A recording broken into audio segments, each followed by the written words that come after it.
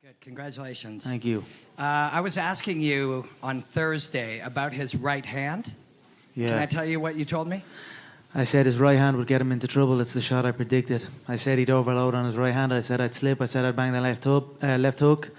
And that's what happened. Word for word, you said, I felt when we stared down, I felt his right hand was twitching, which was a subtle tell for me. He is ready to unload that right hand, and I feel that could be a downfall for him. If he lets that right hand go, I will not be there.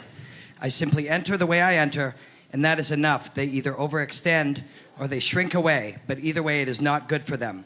I will create traps and dead space inside that octagon, and I will walk him into that dead space, but all of a sudden, he will be in danger. How do you do that? How do you predict these if things? you can see it here, and you have the courage enough to speak it, it will happen. So I see these shots, I see these sequences, and I don't shy away from them. A lot of times people believe in certain things, but they keep to themselves. They don't put it out there. If you truly believe in it, if you become vocal with it, you are creating that law of attraction, and it will become reality. I knew he would overextend, and I knew I'd catch him. So Mystic Mac strikes again. Curiously fascinated with it, and I can't stop thinking about it. Everything I do in my life is related to this. I don't do nothing else if it's not got to do with fighting. You know what I mean? And that is why. You know what I mean? To be truly good at something, all you've got to do is show up. Is that not unhealthy? I don't know. Do I look unhealthy? Take a look at this physique. I'm in phenomenal shape, in body and mind. To me, what's unhealthy is living an unhealthy life. To me, what's unhealthy is getting up and going through the same day every day of your life, 9 to 5, in an office or in a, you know what I mean? That's unhealthy. That beats your mind. I don't work.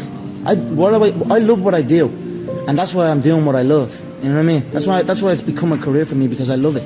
I love what I do. So I don't think it's unhealthy. I feel good in my mind. I mean, it's my life.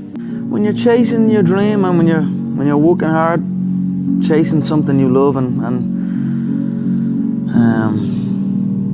completely dedicated, it just happens. You can't really notice it. You know, even still to this day, I'm in an amazing position in my life, but I'm still working like I'm not.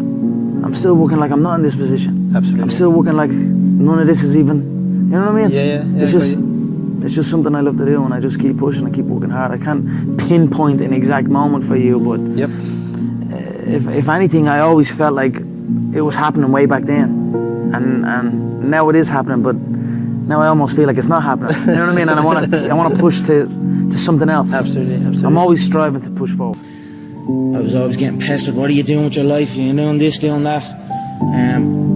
They didn't know what it was. They didn't know what MMA was. They didn't know what none of this. They didn't know I could make a career out of it. As far as they were concerned, my man and dad I'm talking about, as far as they were concerned, I was just getting into a cage and fighting with some other guy. They didn't know nothing about it. No one did, really. But I knew. You know what I mean? I knew.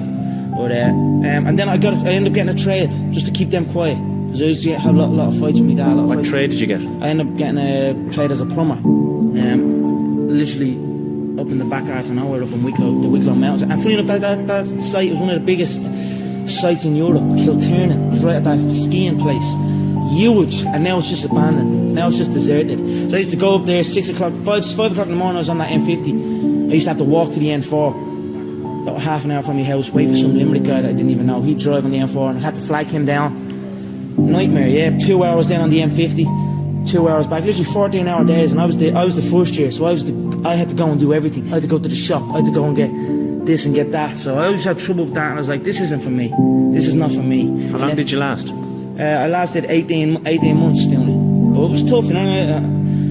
It wasn't the life for me, you know what I mean? And then John said, because I was training with John as well at the time, and then John got in touch and says, I have a show, I'm running a show, I'd like to fight on it. And then that was it.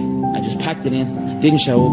My dad used to come in and punch the head out of me and like try and drag me out of bed, and I just wouldn't go, you know what I mean? I had an uproar for a good few years when I'm over, but and that was it. I just packed it in, quit, and then focused on training.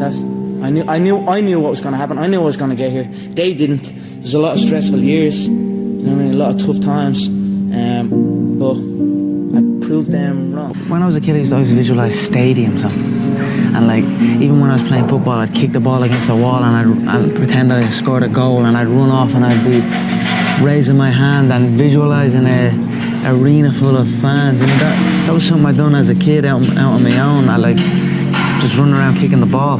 So I always had these visions of something, but I just didn't know what it was. And then I suppose when I came to these events and I started training MMA and then came to an event, it was like, okay, this is it.